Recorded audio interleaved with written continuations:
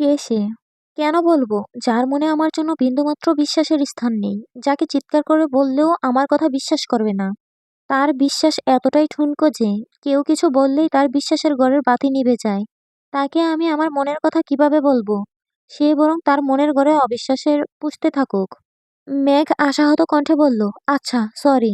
আজ সরি বলেছেন, দুদিন পরে ঠিকই ভুলে যাবেন। আপনার চোখের সামনে সবকিছু ঘটেছে, তারপরেও ধরে নিচ্ছেন মালার সাথে আমার কিছু আছে।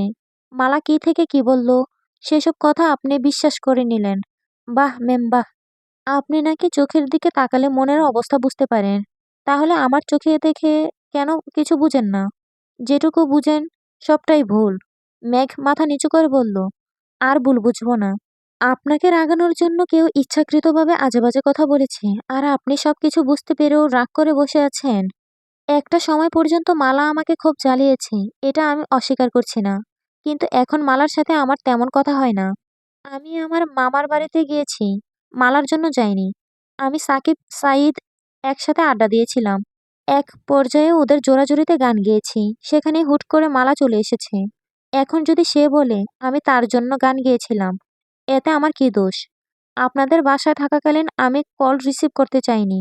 শুধুমাত্র আপনি বলেছেন বলে আমি কল রিসিভ করতে বাধ্য হয়েছিলাম। তারপর আপনাকে বুঝানোর খাতিরে দু একবার কথা বলেছি। কিন্তু আপনি কিভাবে বুঝবেন? আপনি তো ভুল বুঝেই কুল পান না। মেঘ নরম স্বরে বলল, সরি তো, রাগে বলে ফেলেছি কথাগুলো।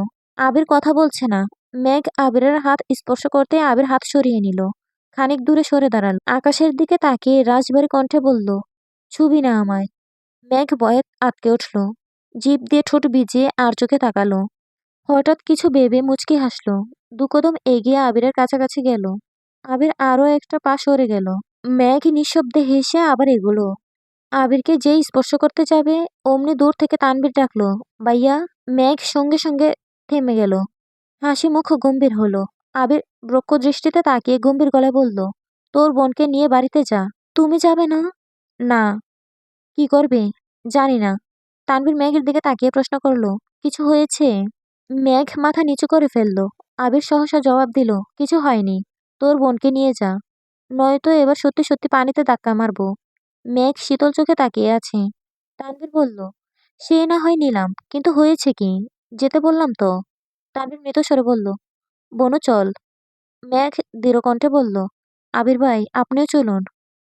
আবির স্পষ্ট চোখে তাকালো। ভিতরে ভিতরে রাগে ফুঁসছে। মুখ ফুটে কিছু বলল না। মেঘ সহসা চোখ নামিয়ে নিল। দ্বিতীয়বার আবিরকে কিছু বলার সাহস পেল না। তানভীরকে বলল, ভাইয়া, আবির ভাইকে বলো আমাদের সাথে যেতে। তানভীর মেঘের মাথায় হাত বুলিয়ে শান্ত গলায় বলল, ভাইয়া রেগে আছে। রাগ কমলে ঠিকই যাবে, এখন চল। মেঘ আর কিছু বলতে পারল না। যেতে যেতে বেশ কয়েকবার আবিরের দিকে তাকালো, কিন্তু আবির সেই আকাশের দিকেই তাকিয়ে আছে। শরীফের বিয়ে শেষ, সেই সঙ্গে দেখতে দেখতে ঈদের ছুটিও প্রায় শেষের দিকে। মিমরা গতকাল ভোরের রওনা দিবে। মেঘরাও দুপুরের দিকে ঢাকায় চলে যাবে। এর মাঝে আবির মেঘের কথা বলা টোটালি বন্ধ। মালা দুদিন খুব জ্বালিয়েছে, কিন্তু আবির বা মেঘ কেউই সেভাবে পাত্তা দেয়নি।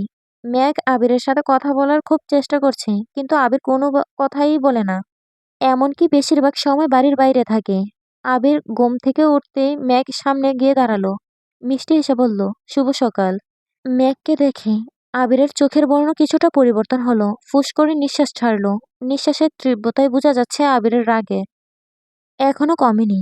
আবিরকে নিস্তব্ধ দেখে মেঘ বিপুল চোখে তাকিয়ে নরম স্বরে বলল, আমরা আগামীকাল চলে যাব। আপনি এখনো রাগ করে থাকবেন?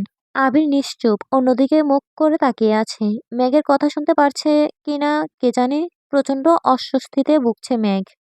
আবিরের নীরবতা প্রতিনিয়ত গ্রাস করছে মেয়েটাকে। মেঘ শীতল কণ্ঠে আবারও বলতে লাগলো, এক শহরে থেকেও আপনার সাথে আমার দেখা হবে না। অতীতের মতো আবারও দূরত্ব বেড়ে যাবে। সময়ের সাথে সাথে আপনিও ভুলে যাবেন আমাকে। হয়তো কোনো এক বিকেলে আবারও আমাদের দেখা হবে। কথা হবে ঠিকই, কিন্তু দুদিকে থাকবে শুধুই দীর্ঘশ্বাস। আপনি তখন কারোর জীবনের অংশ হয়ে যাবেন, আর আমি অন্য কারোর। মেঘের প্রখর অভিমান কান্নায় রূপ নিল। নিঃশব্দে কাঁদছে মেয়েটা। আবিরের ভ্রু কুঁচকালো।